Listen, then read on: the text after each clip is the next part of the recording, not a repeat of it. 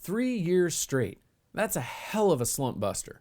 And these past 3 years of success were doubled up, representing harvest of both deer and elk, following a dry spell of mind-bending frustration and crazy bad luck stacking up on my hunting efforts, to the level that I eventually, albeit reluctantly, proclaimed that I'd been cursed. Because for a decade in the early 2000s, my hunting efforts were plagued with failure, in the sense of tagging out at least. My left hand foiled up and down as the warm summer air slipped past, driving north of Boise. Warm golden light glanced through the blades of grass and leaves that were still prominently green. I cracked and spat sunflower seeds out the window with an offbeat rhythm. Admiring the late summer scenery stretching out along crystal clear freestone rivers and hardscrabble rural communities, I chuckled out loud, taking note as a rural firefighting crew pitched arcs of water from the town's proud fire engine to water the high school football field. Automated irrigation at its finest. But the thoughts of what entails a streak versus a blip returned to my thoughts, and the fragility of outcomes beyond my control kept pestering this peaceful yet highly anticipated drive, which I was simply trying to enjoy for what it was.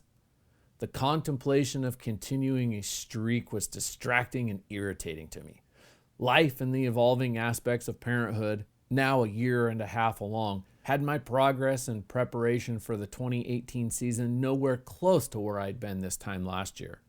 And the fact that I'd become enamored with fly fishing for Snake River bass and catfish this summer, which also involved a bunch of time and money to restore and return to service a small boat that had belonged to my late father. Point being, I'd spent a lot of time in that boat fishing and drinking beer, whereas last year I'd been trail running with weights and charting significant fitness high marks. Nope, not this summer. Since the Roby Creek Half Marathon in April, I'd not made it trail running once. Just the thought of running at this point hurt.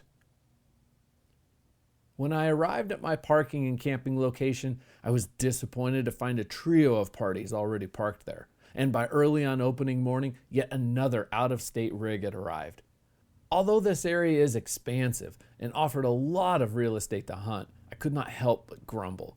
2 of the past 3 areas that I'd chosen to hunt had mysteriously become popular in the years following my arrival and discovery of them, leading to my abandonment of beloved places that I sought to hunt without the interference from other hunters. But once the weight of my full pack hit my shoulders and the rhythm of a several-mile commute hit its stride, I put all that behind me and relished the big mountain air, game trails, and forests littered with clues of elk and rutting activity. A continuation of last year's thrill, I was brimming with excitement to simply explore and chart what this particular location had to offer.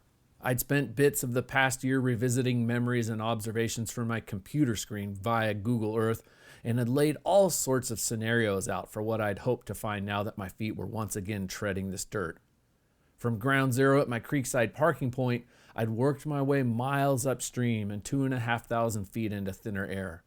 Each step along the way taking note of tracks and sign on the ground, rubs on trees, browsing patterns on the vegetation, and bedding areas where elk had laid during carefree summer rest. My bow was in my hand, but in all reality, I was only scouting, casing the joint for where I'd planned upcoming hunts later in the season, in places that I'd consider centrally located and ideal for a spike camp. It was great fun in purely the tactical sense, to imagine what opportunities could come from this sprawling network of terrain, the complex of feeder creeks and drainages separated by steep ridges that arched northward in parallel like a jumble of peeled and separated orange segments. South and west facing slopes were mostly open sage, rock, and grass, while portions that faced north and to the east were draped in timber. Water ran down the bottoms of most of all the parts between. At one point, while traversing a steep side slope, which was shaded by a thick canopy of old-growth timber, I noticed a large area of dead willows.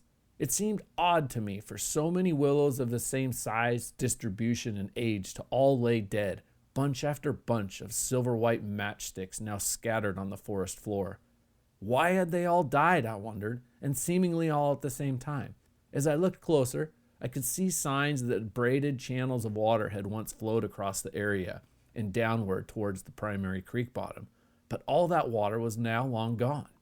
As I continued uphill, the sound of new and steeply rushing water came to overcome the softer babbling creek below me to my left. A defined row of leafy green and waist-high willows streaked uphill like a fence line.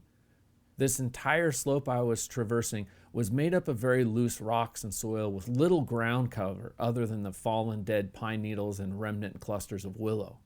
I noticed that the entire area was a fan of avalanche deposit. Steep side slope with a crowned cross-section at the center. And here, near the bottom of all of this loose material, a vibrant spring gushed.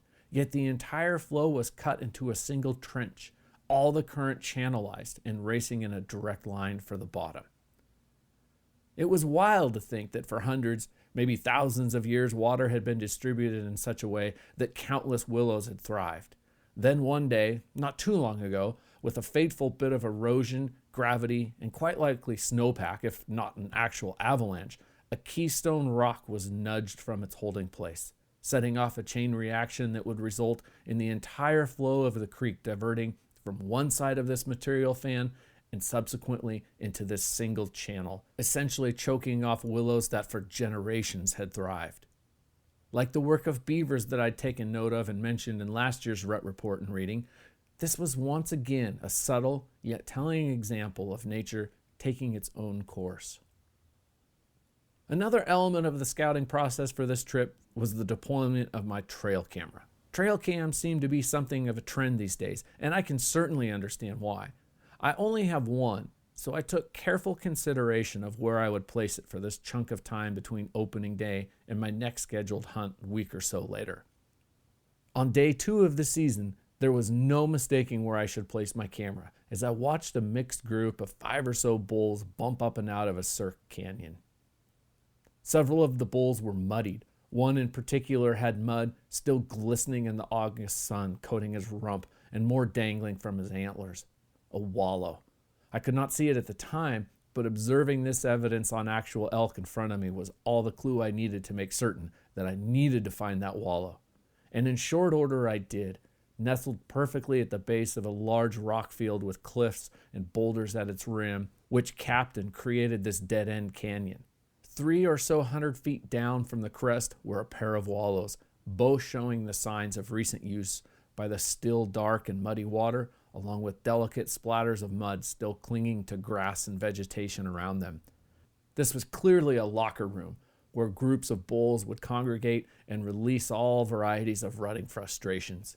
With amateur haste, I hurriedly strapped the camera to a downfall facing the wallow, hoping that I had all the settings, batteries, and memory properly set. My imagination could guess and easily run wild picturing what would unfold in front of this camera over the coming week or so. I closed the clasping latches, turned downhill, and raced the late summer shadows down the canyon back to camp.